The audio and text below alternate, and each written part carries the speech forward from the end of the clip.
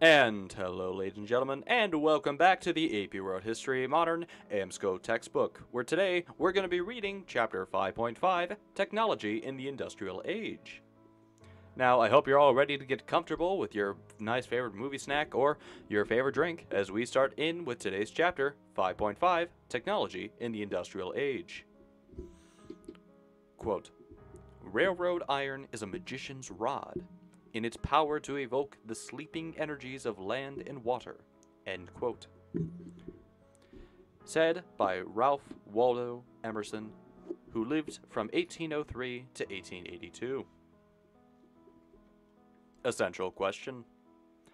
How did technology shape economic production during the period from 1750 to 1900? As the Industrial Revolution spread, it became increasingly important economically. Although he later came to be troubled by the role of technology, Ralph Waldo Emerson initially saw the innovations of the industrial age as a delightful way to mold nature in the service of humankind.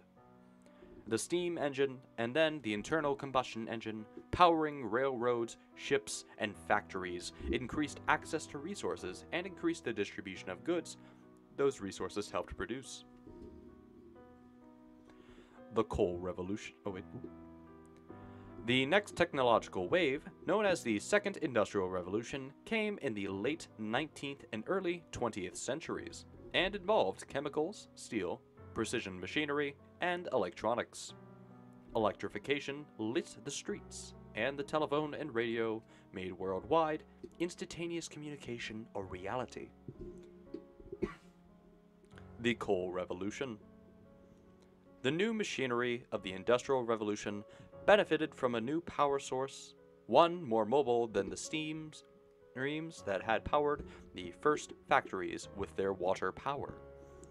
The version of the steam engine made by James Watt in 1765 provided an inexpensive way to harness coal power to create steam, which in turn generated electricity for machinery in textile factories. Within 50 years, steam was producing power for steam-powered trains. Water transportation. Steamships revolutionized sailing. The use of coal made energy production mobile and dependable. Instead of being fixed in one place as a river was, coal-powered steam engines could be built anywhere and could be used on ships and trains. Further, unlike the wind, engines could be turned on by people when needed and turned off when not. As a result, ocean-going ships and boats on lakes were no longer dependent on winds for power. On rivers, steam-powered ships were able to quickly travel upstream on rivers, up to 5 miles per hour, instead of having to sail up or be towed by people and animals along the shore. Over time, steam-powered ships replaced sailing ships in worldwide travel. As a result, coaling stations, especially at critical points on trade routes, such as Cape Colony in South Africa and various islands in the Pacific, became important refueling points. Meanwhile, as shown on a picture on page 310 of the World History Modern AP Edition textbook, we can clearly see the SS Savannah, which was the upper ship, was the first steam-powered ship to cross the Atlantic Ocean in 1819, with the source being Hunter Wood of 1819 from Wikimedia Commons. The following image accompanying this on page 311 is from the U.S. Post Office, with the title, "The First Transcontinental Railroad, Lower, was completed in 1869 in Utah." Meanwhile, following that, we currently see an image of the first transcontinental railroad with the United States of America and postage being 3 cents, with the time period mark of 1869 to 1944, currently being displayed on the page.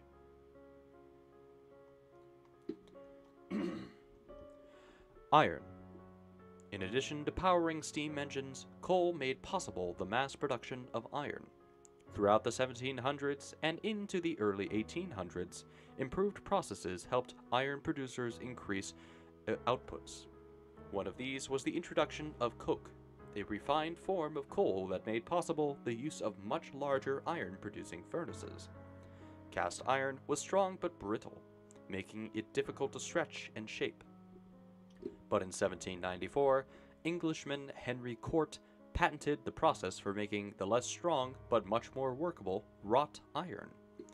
Each was a valuable component in transportation and industry, but greater improvements were still to come. A second industrial revolution.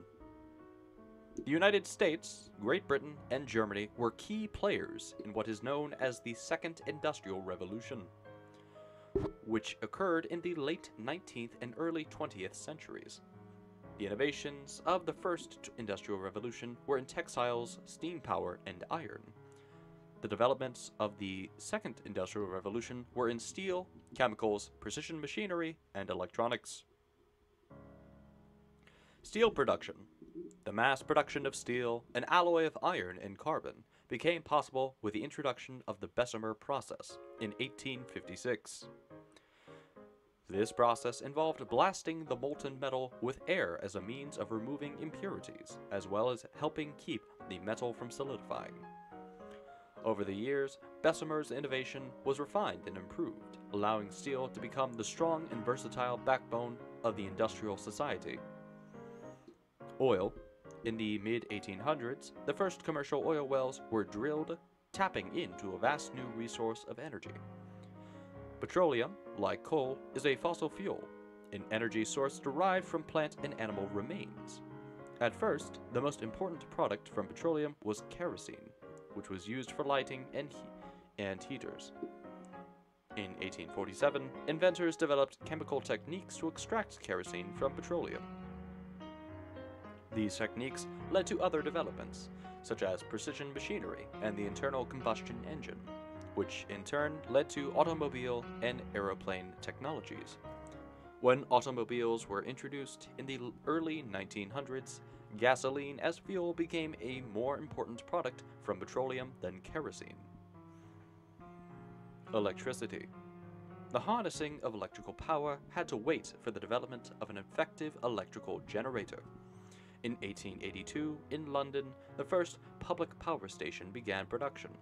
Electrification led to street lighting and electric street trains in the 1890s. Communications. The development of electricity and electronics over the years helped lead to important developments in communication technology. Inventors had been working with the idea of transmitting sound by electrical means since the early 19th century. Finally, a patent for the telephone was issued to Alexander Graham Bell in 1876. Early phone systems were notoriously low in quality, but Thomas Edison's 1886 design of a refined voice transmitter made telephone use more practical. Radio developed after the experiments of Italian physicist Girolamo Marconi in 1901. He was able to send and receive a radio signal across the Atlantic Ocean.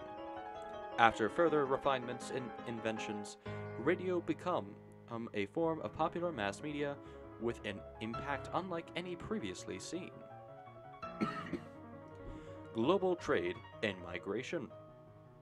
Railroads, steamships, and a new invention called the telegraph made exploration, development, and communication possible. The telegraph allowed immediate communication. The construction of railroads, including the Transcontinental Railroad that connected the Atlantic and Pacific Oceans when it was completed in 1869, facilitated U.S. industrial growth. Like the canals, the railroads were heavily subsidized by public funds.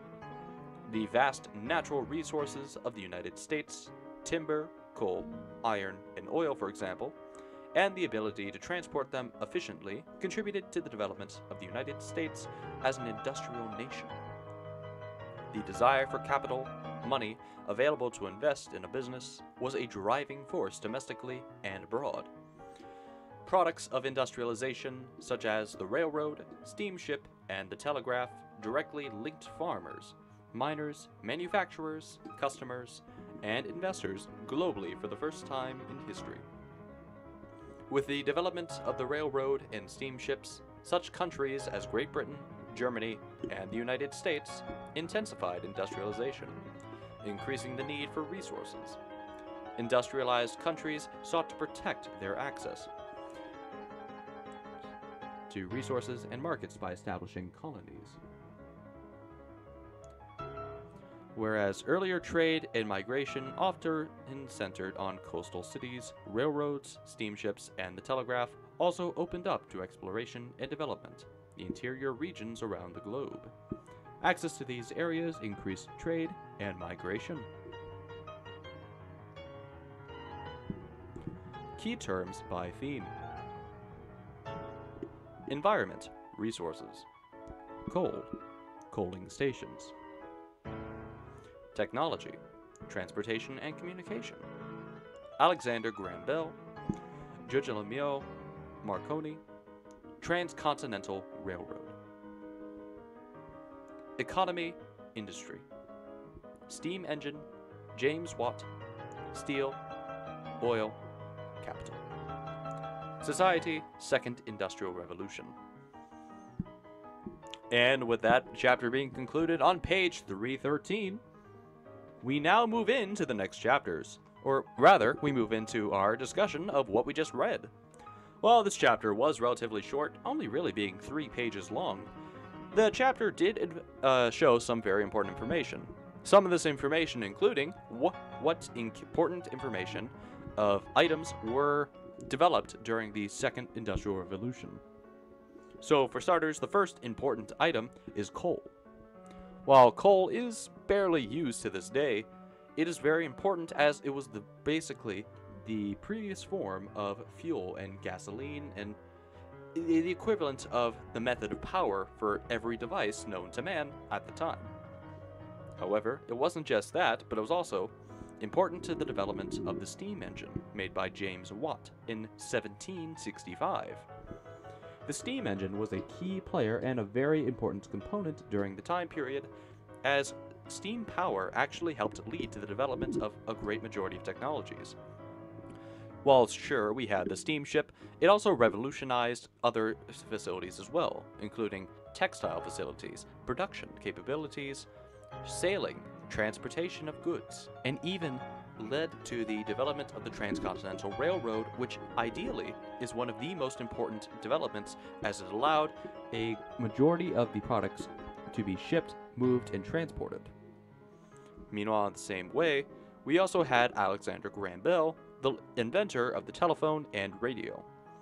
Now, this is important when it comes to World War I, World War II area, because it now also leads to the development of things like, in the modern day, cell phones and computers, and a large majority of other technologies. Meanwhile, we also have other such technologies being important as well, including the Bessemer process, which is still in use to the modern day in the production of iron, making it as strong and durable as it is now.